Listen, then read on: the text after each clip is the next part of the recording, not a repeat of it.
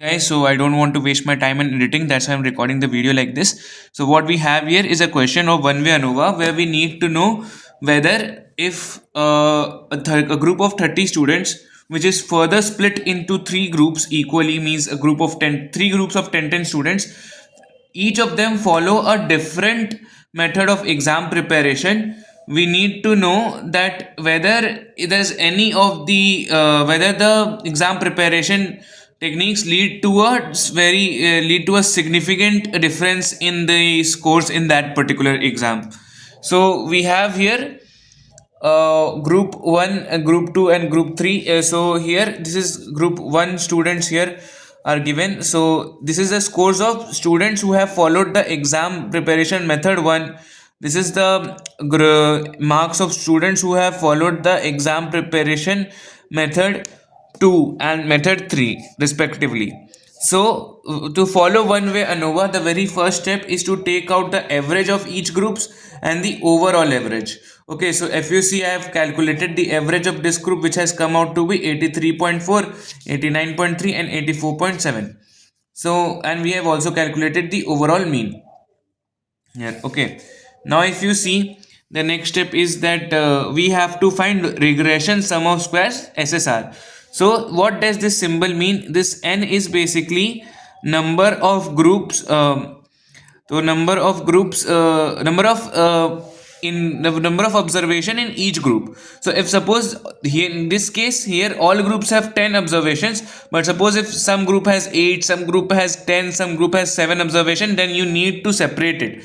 Okay, so so for every group has 10 observations, so we will put 10 here. Otherwise we have to go for 10 and then the summation part and then plus 8, then the summation part, then plus 7 into summation part. Okay, now what will happen here is that how we will calculate the sum of regression. So this part xj, this is the group mean, this one 83.4, and this is the overall mean. We will do that, and this we have square also here. Okay, this is sum of squares. So you will see I have calculated n into xj. So first I have taken, in place of j I have taken this. So 83.4 minus 85.8 ka square, plus then I have taken, in place of xj I have taken this, and in each case I am multiplying plus 10, since it is into 10. I am doing in each cases, but since all were 10, so I took it out here. Okay, now I have got 89.3 minus 85.8. Then similarly, and this x bar is overall mean. So this is what I am putting here, which is coming from here, which is the overall mean of these three groups, and this is the group mean which I am putting here.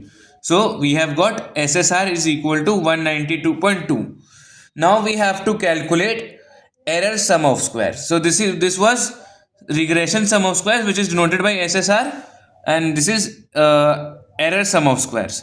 So what we will do here is we will do xij. J is the group number and I is each observation is in this group. This one is I, this one is I. Okay, this one is I, and this one is J. Okay, so this is what we are having here. So now you see what we are doing is that this is xij minus xj bar. So xj bar is the mean of that particular group, as we have done here. Okay, here also I will put bar so to maintain consistency. So if you see what I am doing here is that I am taking out the sum of the square of differences of each observation with its respective group mean. So you will first see 85 minus 83.4 ka square plus 86 minus 83.4. So that way you have to calculate. Then 88 minus 83.4 ka square plus 75 minus 83.4 ka square. So you will be having calculator in exam, so you can do it. So it's summed up to 640. Then similarly with group 2, how we will do, you see here, wait, we will do like this: 91 minus 89.3 square plus 92 minus 89.3 whole square. So that way we will do it.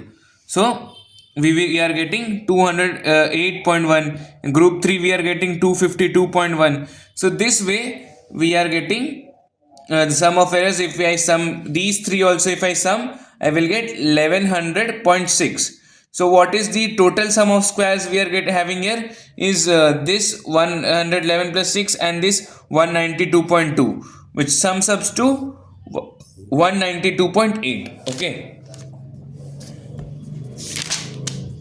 Now, how we will construct the ANOVA table? So ANOVA table, we will have one source here, sum of squares here, degree of freedom here, the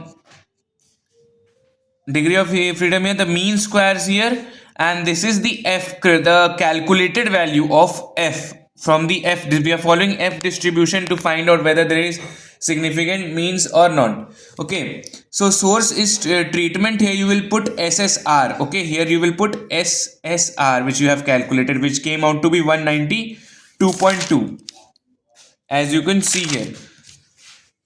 And then if you see how I calculated this degree of freedom. So degree of freedom in this treatment part is equal to number of groups minus 1. So there were 3 groups, so 3 minus 1, 2. In the error part, we have put SSE, which is sum of squares of error, which we came out to be 1100.6. So how we calculated degree of freedom here? It was total observations. So total they were 3 into 10, 30 observations minus number of groups, which is 3. So we got 27. Now how we got the total degree for total degree of freedom for this part? Total observation minus 1, which came out to be 29. Total observations were 30.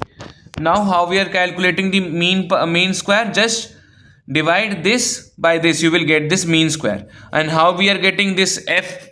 Best divide these two, you will get f. So we have the calculated value of f, which is 2.358.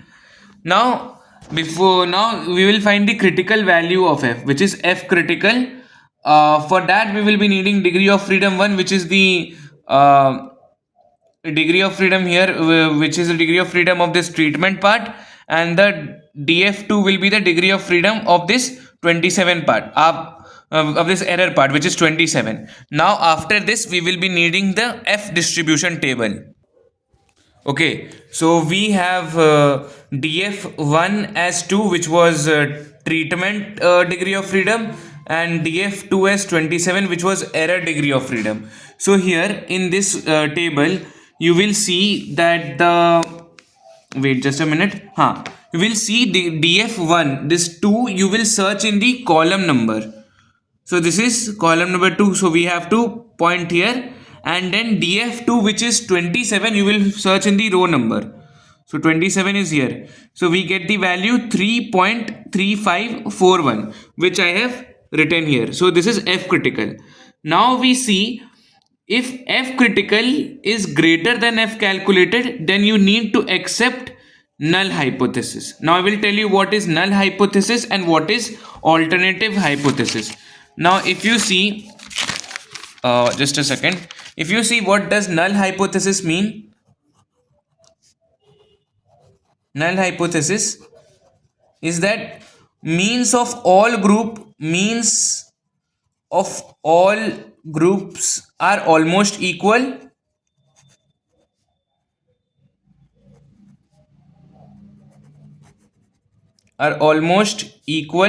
and there is no significant difference.